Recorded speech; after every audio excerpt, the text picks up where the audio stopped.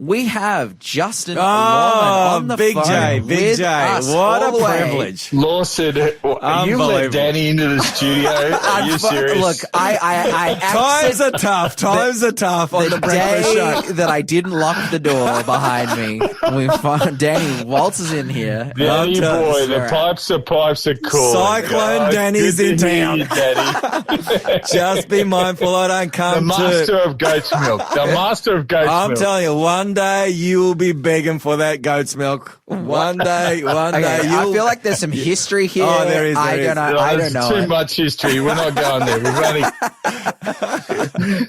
Heavy stuff. On the Weet-Bix especially. Yeah. Anyway, Justin, good to have you. Good to have you on, Justin. good to be here, mate. Hey, Justin. I was going to talk about the Palestinian Well, you go for Palestine march, but you guys have annihilated it, so you're all over it. Okay, well, Yeah, you can give the other perspective. You can give some 2 cents. Do you disagree? Are you like? Do you think we're lunatics? Do you think we're haters? What's your perspective? Do I think you guys are lunatics? Oh, well, No, as in Lawson. I thought that before this morning. So Okay. no, look, it's real. It's going on, and I don't think it's an interesting time. Albanese's got himself in a real jam here because the US doesn't want them to recognise Palestine, and he did a 6-day tour of China. He's really not. Kevin Rudd has so offended Trump that he won't meet with them. It's really getting embarrassing. Yeah. And if he comes out now and recognises Palestine, the Romans were the first to do this. You covered this, of course, didn't you? The Romans call it Palestine after the Jewish wars in 136 AD, and we've gone back to that again. So here we go. Yeah. So this is the situation that we find ourselves in, and ultimately where it's left us as Australia, and especially because Anthony Albanese, I think a great deal of the voter base for the Labor Party in this last election were students and whatnot. I think people that were sympathetic to the idea of Palestinian suffering, a 2-state solution, these kinds of things, and but then politically Australia is aligned with America. But economically we survived because of China. Yeah, so definitely a rock and a hard place situation. I'm telling you, the right world now. is ripe. The world is ripe for America's going to win, guys. I keep saying that America's going to win. So we got to stick with the Yanks at this point. But to see the Israeli prisoner in the tunnel, starving, digging on the news at the same time as they're marching for Palestine. It's just been a terrible carnage. It's very upsetting. Yeah. Anyway, let's talk about other stuff. Yeah. What's going on? Laura Loomer. Do you know Laura Loomer? Laura Loomer, who's that? She's a reporter in the US who is turned into a real gangster. She's made a list of everyone in the current administration who is not legit. They are a Barack Obama or Biden appointee or in favor of them. They're not MAGA. So she's going through publishing the list, getting them fired, and they're literally getting fired from her investigations. And there's a cleanse on a purge, quite fascinating. Have a look at Laura Loomer. She's a bit of a gangster. Wow. I'm just having a look at her now, and she's well and truly in the news cycle, and firings are happening as a result of the information that she's sharing there. Was that part of that recent firing that took place when those numbers came out, Justin, on employment that Donald Trump wasn't all that exciting? Was that all part of Laura Loomer? Laura Loomer's going much deeper. She's going to the guys that aren't the head of things. They're actually behind the scenes. She's got a real deep purge going on, the likes of which it's a real witch hunt, to use that term. Okay, so right now in government, it's, hey, who can you trust? And the messaging that's coming out is apparently not many people. Anyone that was there with Obama's time, the Russiagate thing, Dan Bongino has come out. There's some big names going to be indicted, big prominent names. That there's a whole list of people underneath that they are pursuing with vigor. Wow. That goes on. So where do you see all this heading, Justin? This incredible, okay, Donald Trump, MAGA, the Republicans are in right now. What happens in 18 months' time or less when, you've got the midterms and all of a sudden the balance of power changes there in the Senate and in the House? And then in 2 years after that, if we're still around, if this world hasn't come to an end, the Democrats come in and they're going to go just as hard, if not harder. So where is this all going to end? How do you see things? I think the Democrats are probably going to struggle to get power again, is my call. I'm calling early, Danny. Really? Okay, the Democrats are going to struggle to get power again. What if there's some electoral monkey business that happens in the meantime? Is that a possibility? It's happening today in Texas.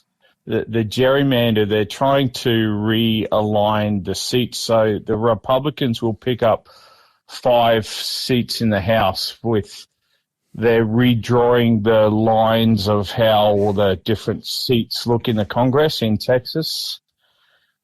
It's caused a furor in Texas with the Democrats because they know they really can't win the House again if they go through this. And it seems to have come through from Trump's team on how they're supposed to realign it. Wow. This is a knife fight.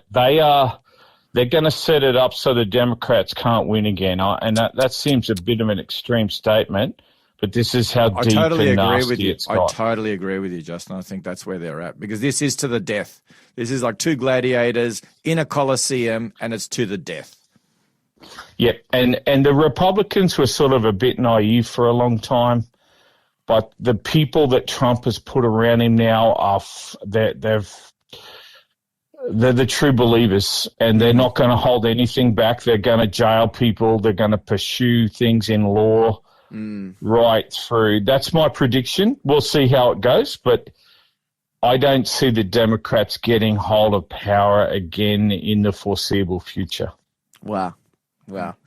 Okay, that's a big statement. Which is a massive statement. I mean, we're looking at, of course, the Republicans winning the last election, Trump winning the election. Then we're seeing, record disapproval rates, particularly over some issues. Well, depending on what news source you turn to. Sure. But the news is just so polarized. But even I think an issue that we've been tracking has been the whole Epstein saga, how that's been playing out, the disapproval that's been coming about that, the betrayal of the MAGA base as a result of the cover up of Epstein, all this kind of stuff. But simultaneously, it's they're playing the field, and it seems that they're winning. So that's incredible. It's the economy. They balanced the budget for the first time in our lifetime in June because of the tariffs. The tariffs have been a real economic success so far, which no one saw. Wow. And if you win the economic game in the States and things get better, they're just going to keep on voting for you. Absolutely. Yeah. Because that's what people care about most at the end of the day. Yeah. Their bread and butter. The dollar. Their bread and butter. The dollar. Absolutely. Submarines. Tell us about them. Well, Trump has said I'm putting 2 submarines off the coast of Russia just in case. Wow. You know how many subs America has? How many? 70. They say between 68 or 71, somewhere around 70. Okay. Russians have got 72. China's got 78. Australia's got 6. They would have had submarines parked off the coast anywhere. Trump has come to his end. He can't negotiate with Putin. He keeps failing and failing.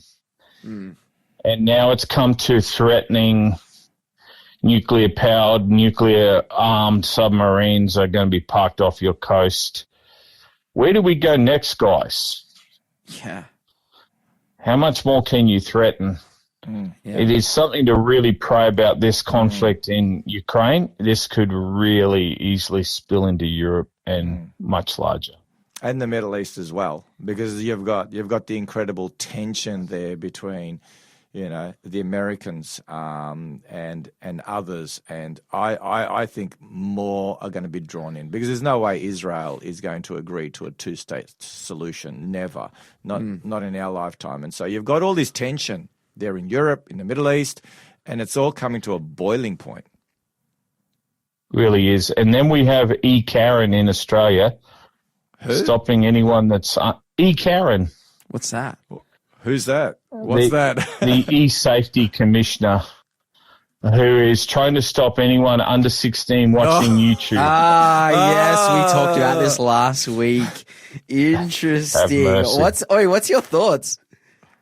Well, the Senate have turned on Labor. The Greens and every independent went with the Libs and the Nats and Palmer's guys, everyone that's in there have turned on Labor on this issue, because you have to share, no matter what age. Lawson goes to watch YouTube. How do they know Lawson's not 15?